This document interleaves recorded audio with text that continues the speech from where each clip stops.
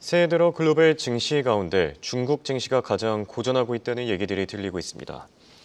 또 증시뿐만 아니라 위안화 가치도 역외 시장에서 무려 7.36위안까지 폭락하면서 트럼프 쪽에서 벌써부터 2차 보복 조치를 준비 중이라는 소식까지 나오고 있는데요. 결국 문제는 우리죠. 전국 혼란이 지속되는 가운데 원달러 환율은 과연 어떻게 될지 한국경제신문의 한상준 논설위원과 얘기 나눠보겠습니다.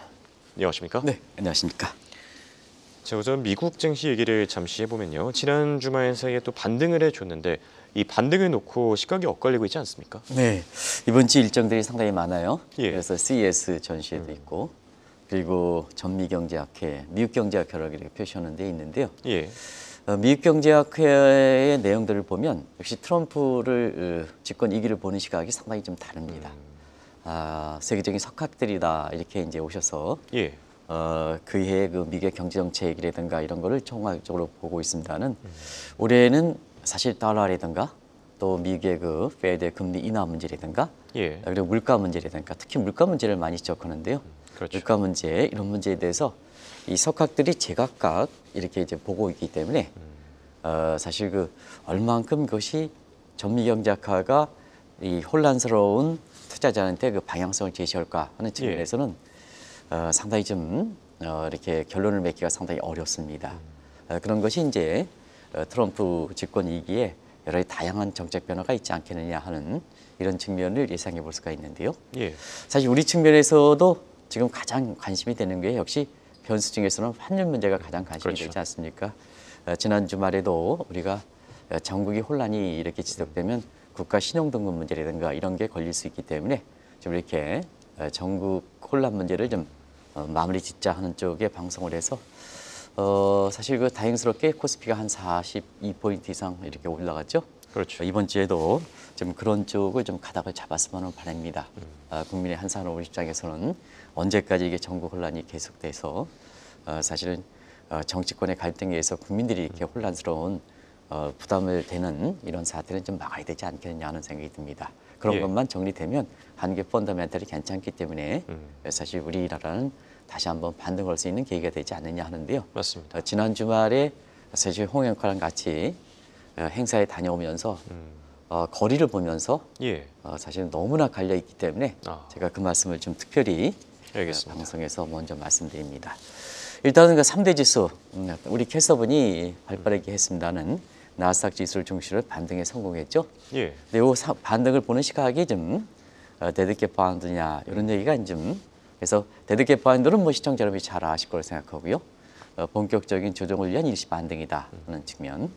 그런 반면에 연말 연시에 차익 매물이 좀 이렇게 종료됐지 않느냐. 예. 그러면 미국의 그 펀더멘털이 괜찮기 때문에 주가가 대상승하는 게 아니냐.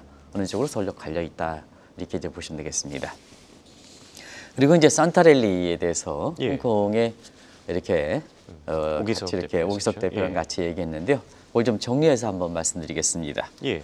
산타랠리 이번에는 뉴욕에서 노쇼라는 표현을 쓰더라고요. 어. 그래서 저도 노쇼 워낙 기대가 예. 많았습니다. 그렇죠. 근데 결국은 예약이 취소가 된 거죠. 기대가 취소가 된 겁니다. 그래서 이걸 그 한마디로 정리해 드리는 것이 아닌가 생각하는데요. 예. 산타랠리의 기간은 다들 뭐 시청자분은 아시게 됩니다. 이 기간 중에 1950년 이후에 연평균으로 한 1.3% 상승했는데요. 이번에는 마이너스 0.1% 정도로 해서 산타랠리는 분명히 이렇게 이 시각대로 본다면 안 온 것 같습니다. 그래서 미국의 월가에서는 노쇼라는 표현, 기대가 많았는데 안 왔다 하는 측면에서 노쇼라는 표현이 나온 것이 아닌가 생각됩니다. 결과적으로 보면 지난 주말에 반등했던 측면의 시각이 엇갈리고 데드캣 파운드냐 재상승이냐 그렇죠. 또 산타랠리에 대해서 올해의 그 이렇게 사실 증시 전망에서 산타랠리가 오느냐 아니냐는 굉장히 중요한 의미를 부여하기 때문에 이거에 대해서 많이 얘기하는 거 아니겠습니까? 예. 이렇게 서로 엇갈리고 있는데요. 결과적으로 트럼프 취임 직후에 나타나는 미국의 작년 4분기의 기업들의 실적 이게 본격화될 거 이렇게 보이고요. 예. 그다음에 무엇보다도 작년 4분기에 성장률이 이달 말에 발표되거든요. 그 모습에서 1월 그 올해 첫 FOMC 회의의 결과가 결정될 거 이렇게 보이기 때문에 예. 취임 직후에 발표되는 마이크로적인 측면에서 기업들의 실적 작년 4분기 작년 4분기의 성장률이 어떻게 나올 것이냐 이것이 이제 초미의 관심사로 대두되고 있다 이렇게 보게 됐습니다. 알겠습니다. 자, 그리고 지금부터는 중국 쪽 상황을 본격적으로 살펴볼 예정인데요. 자, 중국 경제 새해 들어서 지금 쉽지가 않습니다. 증시 같은 경우에는 연이어 이틀 연속 하락했고요. 지금 글로벌 증시 가운데 가장 고전하고 있다라는 얘기들이 많이 들리고 있지 않습니까? 네. 지금 새해 들어서 거래일 기준으로 예. 빠른 데는 4일 갔고 음. 그다음에 늦은 데는 뭐 이틀 이렇게 갔는데요. 예. 그래서 좀 길게 봐서 작년 말 이후서부터 글로벌 시장, 금융시장을 한번 쭉 지켜봤더니 중국이 가장 안 좋습니다. 아, 우리 그 시청자분들이 워낙 그 현명해서 예. 중국 주가가 올라갈 때마다 차익 실현 자꾸 중국을 빼고 있는지 아주 반응적 자사입니다. 우리 시청자분들이 그만큼 현명하시지 않냐 생각합니다. 예. 그래서 작년 말 이후에 세계 그 금융시장을 이렇게 쭉 놓고 볼 때에는 중국이 가장 안 좋다. 그래서 아마 시진핑 국가주석이 이례적으로 예. 이번에는 경기 부양에 올해 초점을 주겠다 하는 입장을 밝힌 것이 아닌가. 이건 제 개인적 생각입니다. 예. 그래서 이번에는 직접 사실 그 나서지 않았고 영상을 통해서 경기 부양에 이렇게 최우선 두겠다 하는 이런 쪽에 나온 것이 아닌가 생각합니다. 실질적으로 중국의 작년 말 이후에 금융시장 모습을 한번 보겠습니다. 상해지수 작년 12월 31일 이후에 지금까지 3개월을 연속 5%로 그렇죠. 빠졌습니다. 예. 많이 빠졌습니다. 이거는 뭐 거래일 기준으로 3%, 3일 만에 5% 빠진 것은 굉장히 많이 빠졌다 이렇게 예. 보시면 되겠고요. 국채금리가 아니면 난립니다. 국채금리가 1.6%까지 나왔습니다. 시청자 여러분한테 이 대목에 대해서는 2.0% 이렇게 돼서 붕괴될 때 아마 예, 전해드렸습니다는 전해주셨었죠. 1.6%대도 1.6%대도 지금 붕괴될 조짐을 보이고 있습니다. 아, 그리고 위안화 가치는 여객 시장에서 예. 이 고시환율은 그렇게 중요하지 않습니다. 시장 움직임 여객 시장에서 7.36 위안까지 떨어졌습니다. 아, 그러다 보니까 주가, 채권, 통화치 전부 떨어지기 때문에 국제금융시장에서는 중국 시장이 아주 난기를 보이고 있다는 표현을 쓰고 있습니다. 근데 문제는 트럼프 정부가 1월 20일 출범하기 직전에 트럼프와 사실 그 트럼프의 경제 정책을 맡고 있는 매센트가 예. 위안화 가치가 대폭 절하된 것에 대해서 상당히 주목하는 거 아니겠습니까? 그렇죠. 올해 들어서도 역시 미중 간 경제 마찰이 어떻게 될 것이냐 하는 측면에서 이제 관세에 이어서 환율 쪽이 관세는 이렇게 붙지는 않습니다. 예. 마찰을 중국이 관세를 높이겠습니까? 트럼프의 고관세에 대해서 중국이 관세를 높이겠습니까?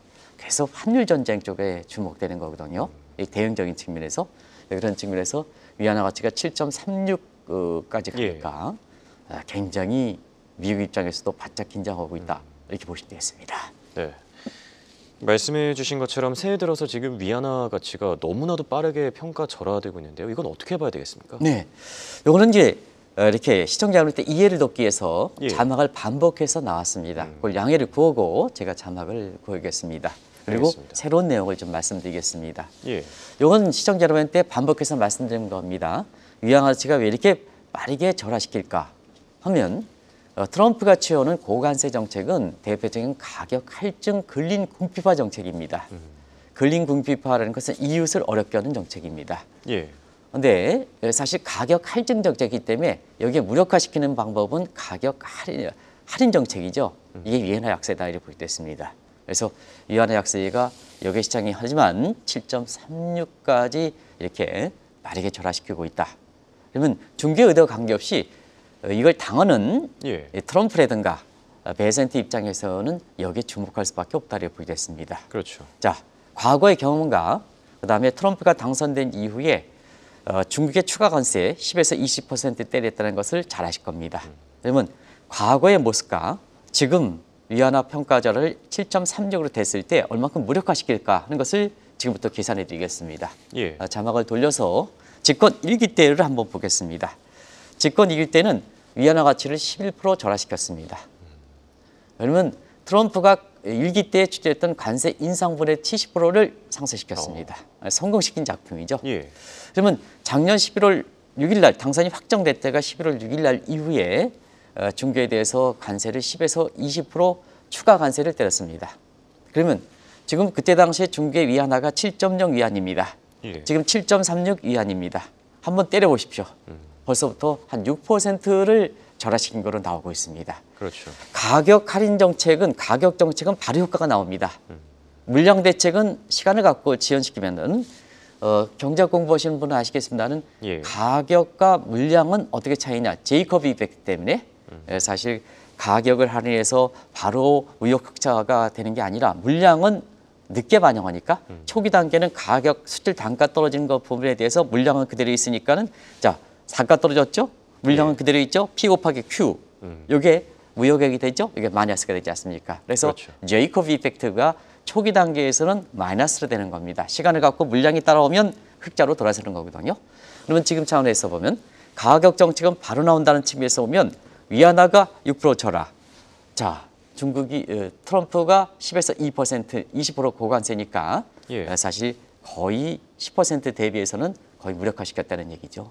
그러다 보니까 자연스럽게 시진핑 입장에서 이가 어떻게 추진하느냐 예. 하는 측면에서 트럼프 입장에서는 반발이 될 수밖에 없고 지금 국제금리 시장에서는 시진핑이 8위안까지 떨어지겠다. 그럼 8위안까지 떨어뜨리면 약 7위안 대비 8위안은 15% 정도 나옵니다. 그럼 거의 무력화시키는 거죠. 그렇죠. 이거죠. 이게 지금의 미국과 중국 간의 환율 전쟁이 본격화되는 게 아니냐. 예. 이런 추측이 본인들의 의사 여부와 관계없이 이것을 객관적으로 수치상 받아들이는 한국이라든가 이런 입장에서는 이 문제가 아마 주목하실 필요가 있다는 것을 말씀드리겠습니다. 맞습니다. 추후에 원달러 환율의 또 다른 변수가 또 될 수 있기 때문에 더 중요하지 않을까. 아주 중요한 지적을 해주셨습니다. 예, 네. 생각이 들고요. 자, 지금까지 얘기해 주신 게 어떻게 보면 이제 트럼프 진영의 입장일 수도 있을 것 같습니다. 뭐 중국 쪽이 이제 맞대응 보복 조치를 하고 있다. 그런데 중국 쪽의 입장도 있지 않겠습니까? 네, 중국은 경기 부양이라는 얘기입니다. 예. 트럼프 의식하지 않는다. 그런데 사실 본인들의 이렇게 미국에 대해서 한물합의 발전시키지 않습니까? 예. 근데 사실 그런 측면에서 자 중국이 얘기하는 대응도 충분히 이해가 될 수는 있습니다. 왜냐하면 부동산 부실, 경기 침체, 실감은 그렇죠. 다 아시겠습니다는 이거 좀처럼 개선되지 않고 있습니다. 예. 국내에 사실 중국에서 공부했다 하는 사람들이 자꾸 중국 경기가 좋아진다 하지만 실제로 그렇지는 않습니다. 예. 중국의 작년에 목표 성장률을 사실 5%인데 달성하지 못한 거로 지금 나오고 있지 않습니까? 그렇죠. 그런 측면에서는 자 공산당 대회 2022년 10월 공산당 회에 저도 셀 수가 없을 만큼 경기 부양책이 많이 됐습니다. 그냥 그도 사실 뭐 금융완이든가 뭔가 셀 수 없을 정도로 많이 나왔죠. 그렇죠. 그러면 2022년 10월이니까 경기 부양의 어떤 시차를 볼 때는 충분히 뭐냐 중국이 경기 부양의 성장률로 나왔을 충분한 시점이 되거든요. 통화정책 시차라든가 재정정책 시차를 볼 때는 예. 근데 사실 그 경기 부양 효과가 나오지 않다 보니까 작년 12월 올해의 경기 부양 대책에 경제 정책을 방향하는 경제 공작대에서 준양적 완화 정책을 추진했지 않습니까? 그러니까 준양적 정책에 대해서는 시청자 여러분 통화 정책에서 중국이 그대로 쓰기 때문에 그대로 가져왔습니다. 예. 안정에서 적절한 완화, 재정 정책은 적극에서 한층 적극. 이건 다들 아실 겁니다. 근데 이런 각도에서 자 양적 완화 정책을 추진했으니까 자연스럽게 위안화 가치가 떨어지는 것은 사실이 아니냐. 예. 이렇게 이제 볼 수가 있겠죠. 자, 중국이 양적 완화 정책 추진하죠. 그러면 위안화 가치는 떨어지지 않느냐. 근데 중국은 트럼프 쪽에 이해하지 못하는 것은 중국은 환율이 자유변동 환율제가 아닙니다. 중국이 반박하는 게 미국에서 먹히지 않는 게 예. 중국은 뭐냐. 매일 아침에 통화 보시지 않습니까? 그렇죠. 그래서 2005년서부터 관리변동 환율제거든요. 얼마든지 중국이 위안화 문제를 통제할 수가 있습니다. 지금 실제로 그렇게 하고 있고. 예. 근데 문제는 자 양적 완화 정책 추진해서 위안화 가치가 절하돼? 무슨 문제냐? 당신의 통화 제도를 볼 때는 매일 당신들이 고시하는데, 예. 고시하는데, 당신들이 시장 경제야? 자유변동 환율제요? 이런 측면에서는 미국 측의 반발이 될 수밖에 없는 거죠. 예. 그렇기 때문에 사실 트럼프 입장에서는 여기에 한 가지 더 붙여서 공산당 대회에 약 30차례 반복되는 경기 부양 정책이 효과가 없는 상태에서 왜 굳이 내가 출범하기 직전에 양적 완화 정책을 추진하느냐 하는 측면 첫 번째. 예. 두 번째는 자유변동 환율제가 아닌데도 불구하고 위안화 가치를 이렇게 절하시키느냐 하는 측면. 두 가지 문제를 미국 입장에서 이해가 되지 못하는 행동들을 지금 하고 있죠. 이것이 이제 미국 측의 반발이 이렇게 이제 다음 시간에 이제 발표하겠습니다. 네, 말씀드리겠습니다는 사실 이 내용들이 나오는 거죠. 조금 이따 좀 말씀드리겠습니다. 알겠습니다.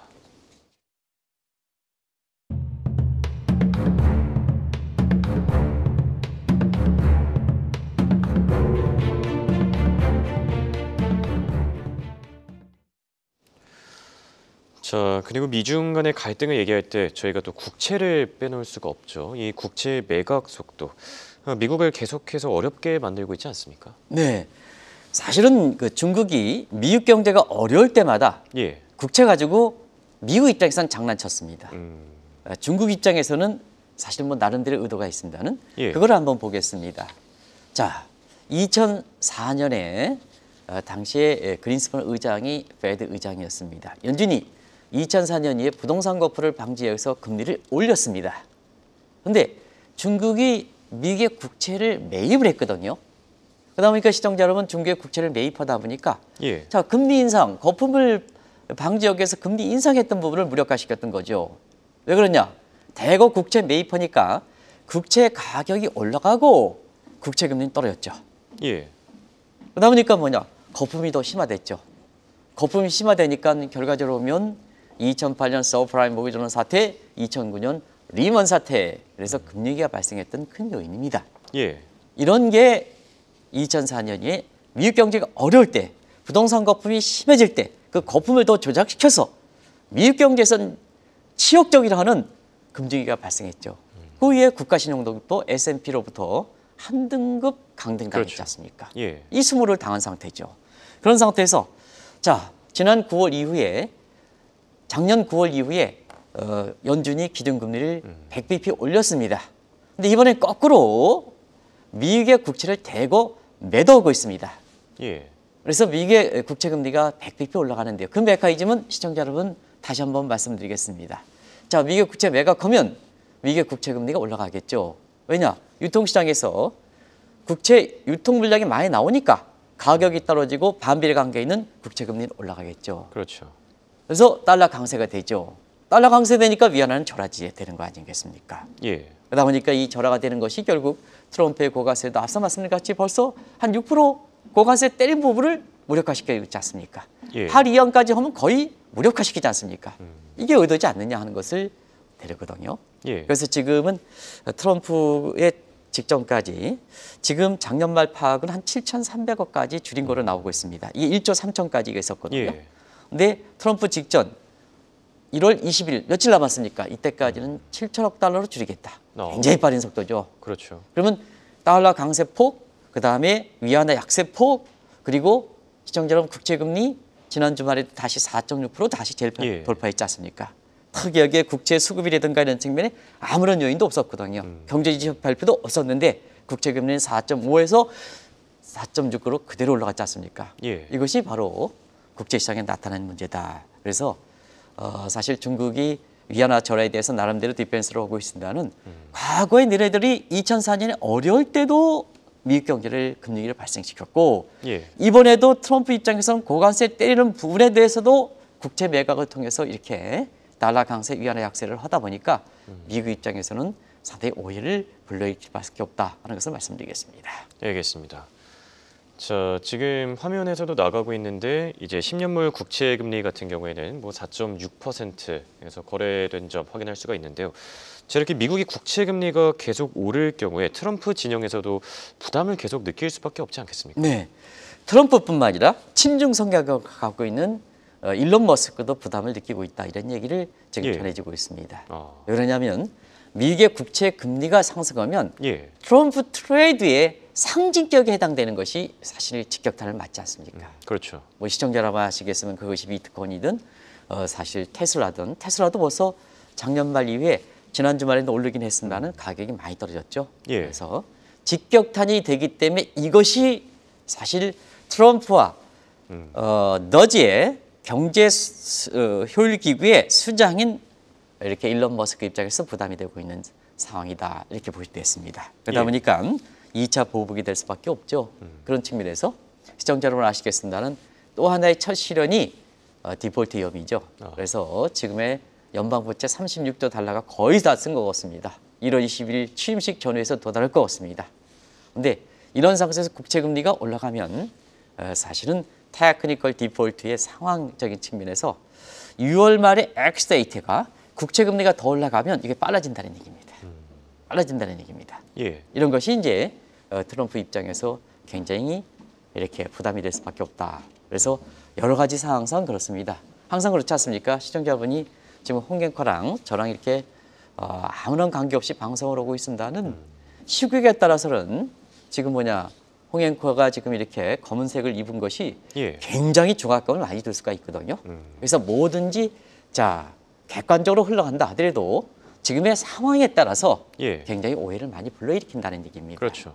이게 위안화가 7.36 위안까지 갈라푸는 게 지금 국제금리시장에서 주목이 되고 있는 상황이다 하는 것을 말씀드리겠습니다. 네. 자, 그렇다면 말씀해 주신 대로 지금 중국이 계속해서 위안화를 평가절하할 경우에요. 트럼프 진영 입장에서는 2차 보복에 나설 가능성도 있지 않겠습니까? 네, 그게 이제 1988년 옴니버스 액트 이렇게 종합무역법을 건드리는 겁니다. 예. 그래서 그걸 다시 좀 확실하게 이렇게 지금 꺼내고 있습니다. 시청자 여러분 아시겠습니다. 트럼프 당선 이후에 이 보편적 일반관세다. 이 내용도 좀 한번 설명드려야 되는데요.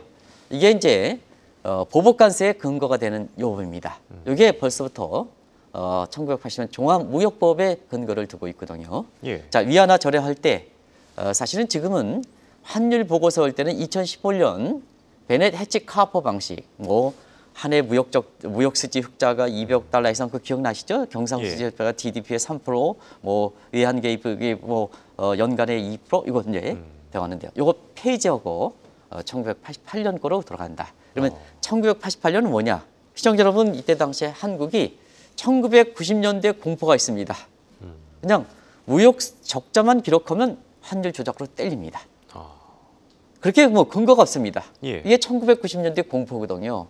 우리나라도 그때 환율 조작기가 걸렸습니다. 트럼프는 지금 뭐라 그럽니까? 미국 입장에서 무역 적자만 못 되는 거 아니겠습니까? 숫자만 본다. 그렇죠. 그래서 한국의 무역 수지 미국에 기록한 게 이제 미국 입장에서는 400억이 넘어 때린다는 얘기입니다.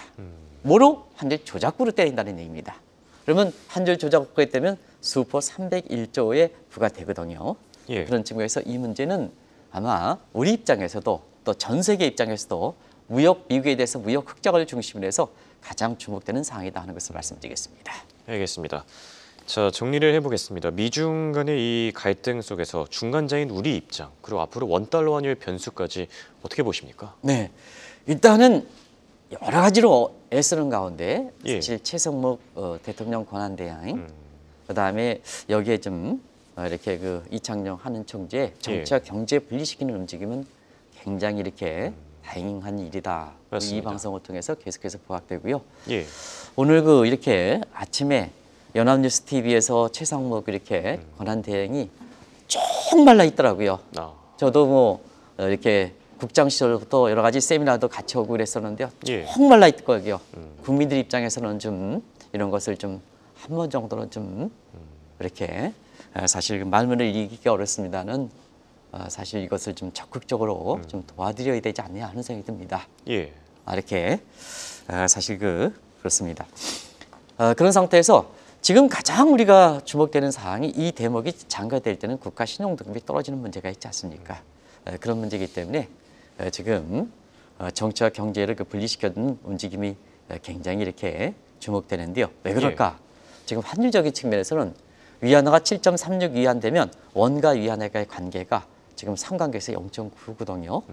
그러면 최 대행께서 이렇게 노력하는 부분이 무력화시킬 수 있는 대목이 그렇죠. 있습니다. 그리고 앞서 말씀드린 같이 미국 측에서도 지금 원화 절상 요인이 좀 굉장히 원달러 환율이 상승할 수 있는 요인이 크지 않습니까? 예. 그런 측면에서 무엇보다도 최권한 대행이라든가 이런 게 정치와 경제와 분리시켜서 지금 우리 경제를 좀 안정시키려고 노력하는데요. 국민분들이 좀 적극적으로 뒷받침해 줘야 된다. 정치인들이야 내가 기대는 안 걸겠습니다. 예. 국민분들이 좀 최후의 방어선을 역할을 해줘야 되지 않겠냐 하는 생각이 듭니다. 알겠습니다. 지금까지 도움 말씀의 한국경제신문의 한상준 논설위원이었습니다. 대단히 고맙습니다. 네, 고맙습니다.